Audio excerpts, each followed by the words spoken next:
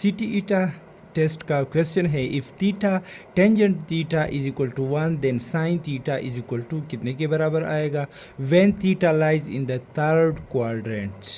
अच्छा, यहाँ पर टेंजेंट थीटा जो है वो साइन थीटा बटा कॉस थीटा के बराबर होता है और ये बराबर है 1 का।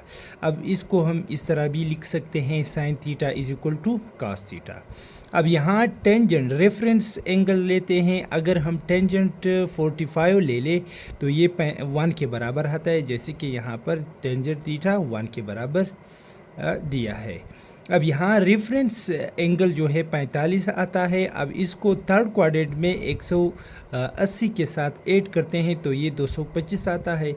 अब साइन 225 जो है ये बराबर आता है -1/2 स्क्वायर रूट, तो ये ऑप्शन सी सही है, -1/2 स्क्वायर रूट।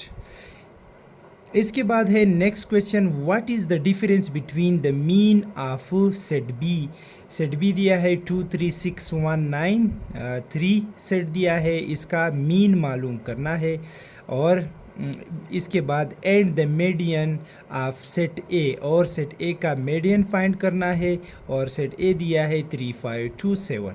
अब इसके बाद व्हाट इज़ द डिफरेंस, फिर इसका डिफरेंस यानी मनफी फाइंड करना है। सबसे पहले हम मीन्स को फाइंड करते हैं। मीन्स फार्मूला है सम ऑफ ऑल एलिमेंट्स बट वो नंबर ऑफ एलिमेंट्स, यानी सम ऑफ ऑल एलिमेंट्स जो है वो 2 3 6 1 9 3, इसको क्या करना है, सम करना है। टोटल नंबर ऑफ एलिमेंट जो है वो 1 2 3 4 5 6 है तो 6 लिखेंगे।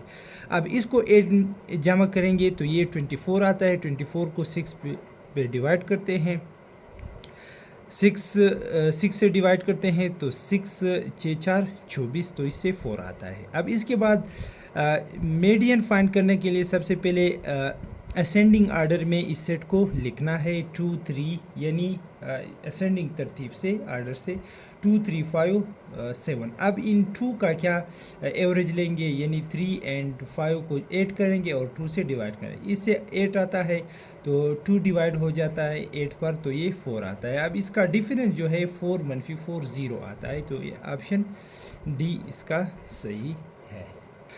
नेक्स्ट क्वेश्चन है, इफ़ ए पॉइंट दिया है 1 - 2 एंड बी पॉइंट्स दिए हैं 5 1 are any 2 points in a plane, then a B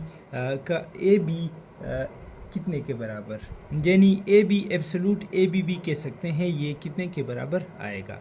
अब यहाँ डिस्टेंस फार्मूला लगेगा। डिस्टेंस फार्मूला ये क्लास 9th में, आई थिंक क्लास 9th में आता है। x2 मनफी x1 का होल स्क्वायर प्लस y2 मनफी y1 का होल स्क्वायर लेंगे और इसका स्क्वायर रूट लेंगे। अब यहाँ पर जो है ये सबसे पहला जो पॉइंट है इसको x1 का नाम देते हैं, ये सेकंड पॉइंट y1 है।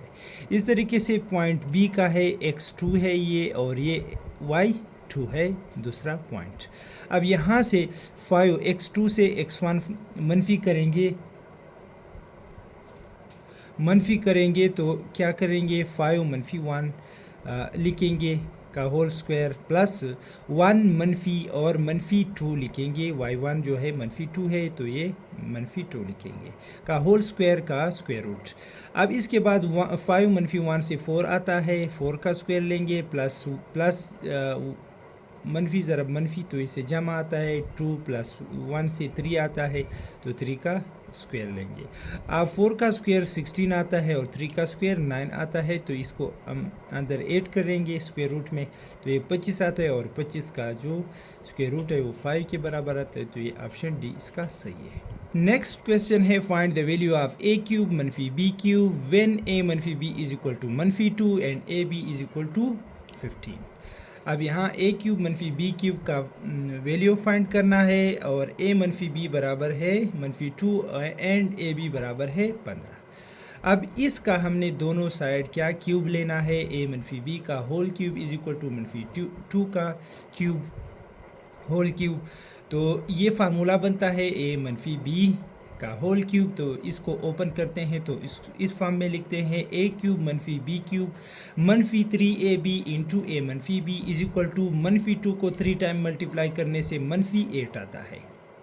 अब इसके बाद यहाँ पर ए बी की वैल्यू ऑलरेडी दिया है 15, 15 दिया है, 15 पुट करेंगे और ए मनफी बी की वैल्यू है -2, वो -2 पुट करेंगे। इसके बाद 15 3 45 आता है और -2 को 45 के साथ मल्टीप्लाई करें, मनफी ज़रा मनफी जमा आता है और 45 दूने 90 आता है। अब 90 इस साइड पे जमा है, उस साइड पे ले जाएंगे तो मनफी हो जाएंगे, तो ये -8 -90, तो ये 98 आता है, -98। तो ये ऑप्शन सी इसका सही ऑप्शन है। Thanks for watching my videos।